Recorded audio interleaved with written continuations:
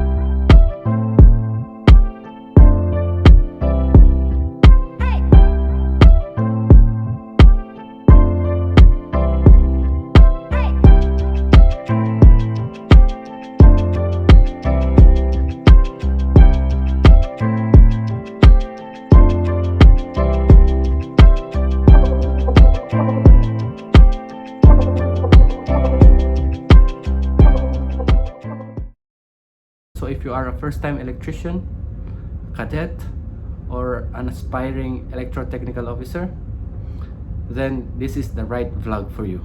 So the first time I joined this kind of profession, I tried to search for different vlogs, but I couldn't find any. They are mostly talking about the engineers and about the deck officers' duty. So there is not much about the electrician. So I have decided to make this video to help you guys, because I know how much pressure you will be carrying once you get on board. So looking back on my career, when I was still starting, I struggled the first time, and then I promised to myself to focus on the usual things that we are doing on board, and then go to the basic. I have come up into a solution wherein these are the things that I'm going to share to you guys right now. So I have 5 tips on how to become an effective and efficient ETO on board. So the first on my list is you need to be good in reading wiring diagrams. Yes, this is the first on my list, because no matter what system you have on board, boiler, generators, alarm and monitoring system, your switchboards, radars, and whatever system you have on board, if you have trouble, you will first consult to your manual, and then you need to review your wiring diagram. This is your blueprint, okay? So if you are good in reading wiring diagram, you will never get lost. So the second on my list is know your measuring device well. Okay, your multimeter. Okay, this is a rookie mistake. Sometimes others think that if they know how to measure voltage, resistance, okay, they know already their multimeter. Sometimes I receive some messages asking help, and then about like, sir, I measured the voltage of one sensor and I compared it to other sensor. I am measuring the same voltages. Why is it that it gives fault?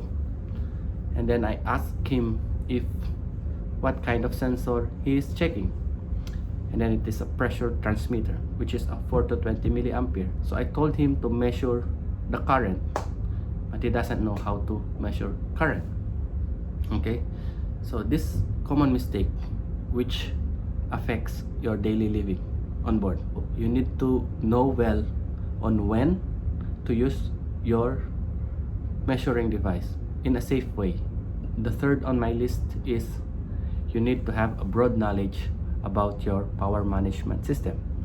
Okay, from the word generator, it produces electricity. Okay, electricity powers up everything, all your system on board. So let's say you have a blackout and chief engineer will call you, and then they're all waiting for you to restore the power. At least find the fault, where is it coming, and everyone is waiting for you. The ship safety is also at risk, especially if it is a dead ship wherein you cannot really restore the power. Okay, you don't like that kind of situation, but at least if you have a broad knowledge where to start, what to look at, and then you can analyze it well, and then you can work in that kind of pressured environment. So the fourth on my list is that you need to be familiar with the different types of sensor on board. Okay, you will have your PT100, your feedback sensor, PI sensor, okay, the pressure to current.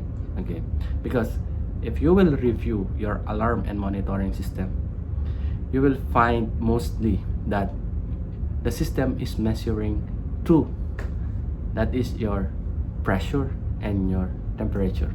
That only means that you will mostly be dealing with these different types of sensors on board, especially for your main engine safety. If you are familiar with these different types of sensors, then it will make your life easier on board. So you know how to read wiring diagram, you know how to use your multimeter, you know how to measure your sensors, your transmitters. Will all come up into the fifth on my list, which is you need to have a lot of common sense. We are working into something that we don't see, but once you made a mistake, it can cause an accident or worse, your life. Okay, you don't want that. Before working into something, if you are not sure, then ask. If you are not familiar, then read, study before doing something. You need to get home safe in one piece.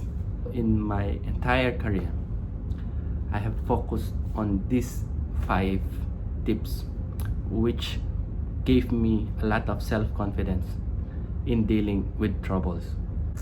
And I hope during the process, especially those first-timer, during the process, you will find your comfort zone, wherein you will find your own way on how to make yourself an effective and efficient ETO on board. I hope that this video will serve as your reference, especially for the first timer, and don't forget to like, share, and subscribe so that we can help other electricians too. Okay, so thank you very much, guys, and see you on my next video.